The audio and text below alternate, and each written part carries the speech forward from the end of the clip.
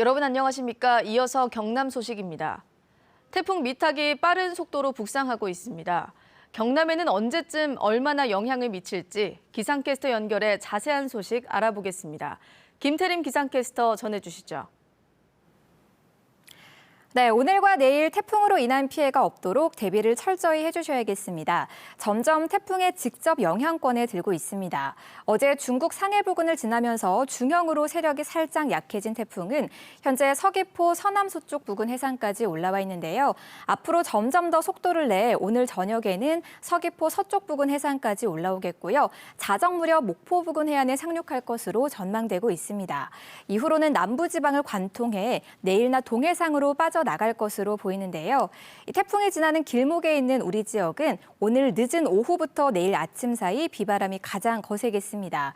시간당 30에서 50mm의 강한 비와 함께 최대 400mm가 넘는 많은 비가 내리겠고요. 바람의 세기도 남해안 지역은 초속 45m, 내륙 지역도 초속 30m에 달하겠습니다.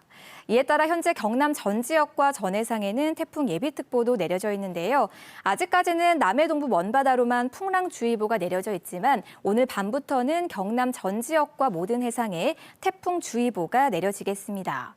오늘도 태풍으로 인한 비가 내리면서 날은 어제만큼이나 선선합니다. 동부 지역의 현재 기온 20도 안팎으로 출발하고요. 낮 기온 24도 안팎으로 어제와 비슷하겠습니다. 경남 서부 지역은 현재 기온 대부분 20도를 밑돌며 출발하고요. 낮 기온 22, 3도 선에 그치겠습니다. 해상에도 내일까지 태풍의 영향으로 바람이 매우 강하게 불겠고요. 물결도 최고 6m까지 매우 높게 일겠습니다. 내일 태풍이 빠져나간 뒤로 금요일부터는 구름만 많은 날씨가 이어지겠고요. 내일과 모레 기온이 일시적으로 올랐다가 주말부터는 내림세로 돌아서며 날이 쌀쌀해지겠습니다. 기상정보였습니다. 태풍 미탁이 북상하면서 경남에 많은 비를 뿌릴 것으로 보입니다. 산이 많은 경남 지역에 가장 우려되는 피해 가운데 하나가 산사태인데 산사태가 일어나기 전 나타나는 징후와 경남의 취약 지역을 정재준 기자가 전해드립니다. 지난 2011년 7월 내린 집중호우로 밀양의 한 야산에서 산사태가 일어나 아랫마을 주택 3채를 덮쳤습니다. 이 사고로 60대 할머니와 어린 손녀, 손자 등 3명이 숨졌습니다. 집중호우나 태풍 때 인명피해가 일어나는 가장 큰 원인은 하층 급류, 두 번째는 산사태입니다. 경남은 지난 10년 동안 집중호우와 태풍으로 인한 산사태로 560헥타르, 93억여 원의 피해를 입었고 7명이 목숨을 잃었습니다. 산사태는 하루 200mm가 넘는 비가 내리면 일어날 수 있습니다. 특히 경사지에서 돌이 굴러내리고 바람이 불지 않는데도 나무가 크게 흔들리거나 기울어질 때, 갑자기 많은 양의 물이 샘솟을 때는 산사태를 의심해야 합니다. 또 바람이 불지 않는데도 산울림이나 땅울림이 들릴 때는 산사태가 이미 시작된 것으로 즉시 대피하고 행정기관에 신고해야 합니다. 경상남도가 꼽은 경남의 산사태 취약 지역은 2,260여 곳입니다.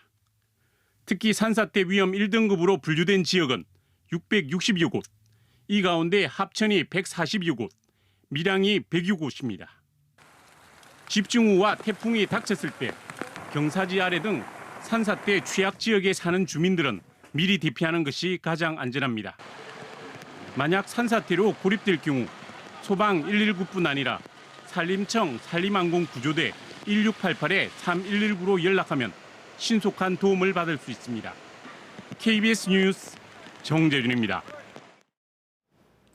경상남도와 도교육청이 지역의 교육 문제를 함께 풀어나가기 위해 통합교육추진단을 꾸렸습니다. 추진단은 훌륭한 인재를 키우는 것이 지역을 살리는 길이라고 보고 고교 학점제와 아이 돌봄 등 시급한 교육 현안 해결에 나섰습니다. 조미령 기자의 보도입니다.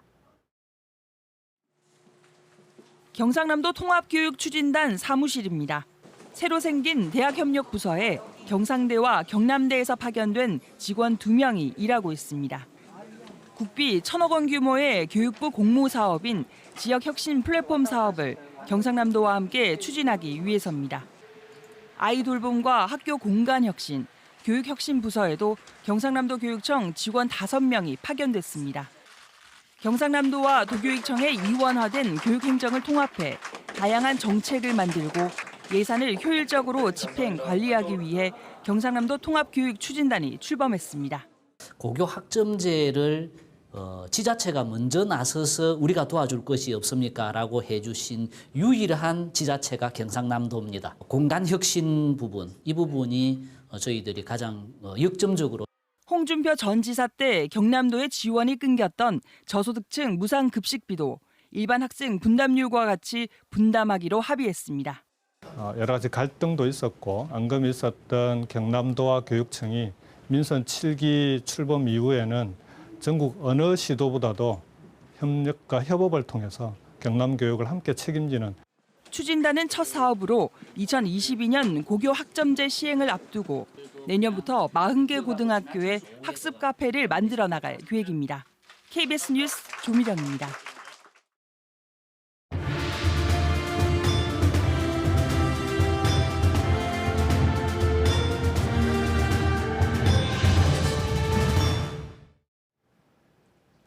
우리 현대사를 바꾼 부마 민주항쟁이 발발한 10월 16일이 올해부터 국가기념일이 되는데요. KBS 창원과 부산은 부마 항쟁의 역사적 진실과 의미, 과제를 하나하나 짚어보는 뉴스를 오는 16일까지 연속 기획으로 마련합니다. 오늘은 항쟁 발발 첫날을 강지아 기자가 되짚어봤습니다. 1979년 10월 16일 오전 9시 40분. 부산대 상경대 306호에 독재 타도 내용을 담은 유인물이 배포됐습니다. 우리 경제과 학우들이 나눠주고 나는 요 앞에 이렇게 연단 쪽에 와서 여러분 이제 나가서 드디어 때가 왔습니다. 나가서 이제 피 흘리면서 투쟁합시다. 20-30명의 시위는 순식간에 5,000명으로 불었습니다. 운동가요도 없던 시절 누가 먼저랄 것도 없이 애국가를 불렀습니다. 다 함께 부르시는 노래. 시위를 하는데 우리는 애국심에서 우러나서 이게 시위가 하는 거지. 단지 박정희 때문에 박정희가 싫어서 그냥 데모를 하는 게 아니다라는 것도 필요했던 거 아니에요. 부산대 담벼락이 무너지면서 학생들은 거리로 진출했고 이 순간은 민주화의 열망이 서슬퍼런 유신의 심장을 쏘는 역사적 순간이 됐습니다. 교대 앞에서 경찰 벽에 막힌 시위대는 버스를 타고 남포동 일대로 모입니다. 아이들이 여기서 일할 필요 있나? 남포동으로 뒤에서 아이들이 남포동 열심히 했어. 아이들이 다 버스는 다녔으니까 다 버스를 타고 남포로 가게 된 거죠. 이들이 외친 구호는 단 하나. 독재, 타도, 유신, 철폐. 시민들도 동참하기 시작했습니다. 뭐 빵도 주고 팔던 것도 주고 용기를 내라고 그러고 몸 조심하라고 그러고 집 일찍 들어가라고 그러고 그랬지요. 이런데 숨겨주고. 놀란 경찰은 이날 밤부터 시위 주동자의 집을 급습해 일제 검거에 나섰지만 부마 항쟁의 불꽃은 다음 날 더 세차게 타오르기 시작했습니다. KBS 뉴스 강지아입니다. 제24회 부산국제영화제가 내일 개막하는데요. 문제는 태풍입니다. 가장 화려한 개막식이 영화의 전당 야외에서 열리기 때문에 태풍 상황에 따라 다양한 변수가 존재합니다. 이상준 기자가 보도합니다. 부산국제영화제 개막식을 앞두고 영화의 전당은 야외 무대 설치가 한창입니다. 그러나 제18호 태풍 미탁이 북상하고 있는 데다 행사 당일 관람객 등 2천여 명이 이곳을 찾을 것으로 보여 안전에 비상이 걸렸습니다. 특히 외부 설치물이 많아 강풍 피해 등도 우려됩니다. 5개의 광고물들을 태풍이 도래하는 10월 2일과 3일 오전까지 일시적으로 전부 바닥에 눕혀놓거나 다른 장소에 보관하고 태풍이 지나갈 경우에 다시 신속하게 재조립하는 그러한 대안을 지금 생각하고 있습니다. 영화제 측은 최악의 경우 실내로 옮겨 개막식을 축소하고 개막작을 상영하는 방안까지 검토하고 있습니다. 1996년 부산국제영화제가 시작된 이후 23회인 지난해까지 기상 등의 영향으로 영화제 개막식이 취소된 적은 단 한 번도 없습니다. 영화제 측은 개막식 당일 태풍으로 비행기가 결항될 경우 서울에서 부산에 올 영화인 수송을 위해 KTX 특별편 편성도 협의하고 있습니다. 올해 영화제 개막식은 예정대로 진행될 경우 새로운 방식으로 꾸며집니다. 화려한 공연 대신 다문화 가정과 보육원 어린이, 부산시립 소년소녀합창단 등이 출연해 화합의 공연을 펼칩니다. 다양한 인종, 다양한 사람, 다양한 국가의 많은 사람들이 모여서 하나가 된다는 것을 주제로 해서 영화제의 우정을 보여드리고자 합니다. 영화제 측은 앞으로 태풍이 영향을 미치는 시기 등을 감안해 영화제 개최 시기 조정도 검토하기로 했습니다. KBS 뉴스 이상준입니다. 아프리카 돼지열병의 효과가 검증되지 않은 소독제가 살포되고 있다는 KBS 보도 이후 축산검역본부가 보완책을 마련했습니다. 국회에서도 이에 대한 우려를 지적하며 대책을 미리 세우도록 축산방역청 신설을 제안했습니다. 천연수 기자가 취재했습니다. 축산검역본부는 아프리카 돼지열병 소독제로 권장 품목이었던 8개를 허가 품목으로 바꿨습니다. 8개 품목은 해외 실험기관에서 ASF 바이러스 효과 검증을 거쳤습니다. 검증의 핵심은 물과 희석하는 비율, 검증 전과 후 희석 비율이 일치한 제품은 단 1개였고 나머지 7개 품목은 일치하지 않거나 새로 정해졌습니다.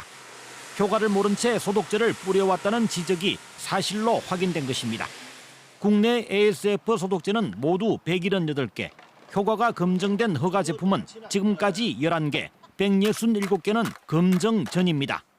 검역본부는 검증 전 제품 가운데 27개의 희석 비율을 재조정해 발표했습니다.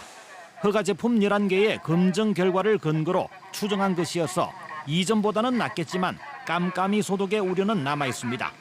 국회 대정부 질의에서도 이와 관련한 지적이 이어졌습니다. 물백신을 갖다 물대포 쏘듯이 하고 있다라고 비웃기도 하는 그런 현상들이 있었습니다. 그래서 본연은 이 문제를 국정감사를 통해서 정부는 아프리카 돼지열병이 워낙 급속히 확산돼 불가피한 부분이 있다고 설명했습니다. 광역화된 지역에서 급히 소독을 해야 되기 때문에 소독의 수요를 충당할 수 없기 때문에 일시적으로는 불가피하다는 점을 이해해 주시기 바랍니다. 소독제 문제를 해결하고 가축 질병 업무를 전담할 가축방역청을 신설하자는 제안에 정부는 이번 사태 이후 검토하겠다고 밝혔습니다. KBS 뉴스 전현수입니다. 하동구는 내일부터 오는 9일까지 토지의 무대인 악양면 일원에서 제4회 평사리 황금들판 허수아비 축제를 개최합니다. 함양군 함양읍 용평리 도시재생 뉴딜 사업이 국토교통부의 최종 승인을 받아 오는 2022년까지 165억 원이 투입됩니다. 창녕군이 미국 LA 현지 수출 상담회에서 농특산물 제조가공품 500만 달러 수출 양해각서를 체결했습니다. 고성군이 미세 플라스틱 등 해양 오염 문제 해결을 위해 수협과 어민단체, 기업 등이 참여해 지역사회 차원의 공동 대응에 나서기로 했습니다. B&K 금융경영연구소가 발표한 동남권 소비 동향과 시사점 보고서를 보면 민간 소비가 지역 내 총생산에서 차지하는 비중은 동남권이 2002년 50.5%에서 2017년 46.5%로 낮아진 것으로 조사됐습니다. B&K 금융경영연구소는 특히 동남권은 고령층과 저소득층의 노동시장 참여율을 높이고 사회 안전망 강화를 통한 소득 확충 기반 마련과 함께 맞춤형 소비 확대 정책이 필요하다고 조언했습니다. 경상남도 의회가 평화의 소녀상 훼손을 막기 위해 조례 개정에 나섰습니다. 도의회는 김지수 회장을 비롯한 31명의 의원이 공동 발의한 관련 개정 조례안을 입법 예고했습니다. 개정안은 도지사가 평화의 소녀상과 같은 위안부 피해자 기념 조형물을 보호 관리하고 훼손됐을 경우 보수에 필요한 경비를 도 예산으로 지원할 수 있도록 했습니다. 경남 18개 시군의회 가운데 17곳이 올해 의정비를 올린 것으로 나타났습니다. 국회 행정안전위원회 윤재욱 의원이 행정안전부에서 받은 자료를 보면 올해 경남에서는 의정비를 도의회와 거제시 의회가 동결했고 17개 기초의회는 적게는 1.5%에서 많게는 5.6%까지 인상했습니다. 지방의원 의정비는 지난해 각 지방자치단체가 자율적으로 결정할 수 있도록 시행령이 개정됐습니다. 뉴스를 마칩니다. 시청해주신 여러분 고맙습니다.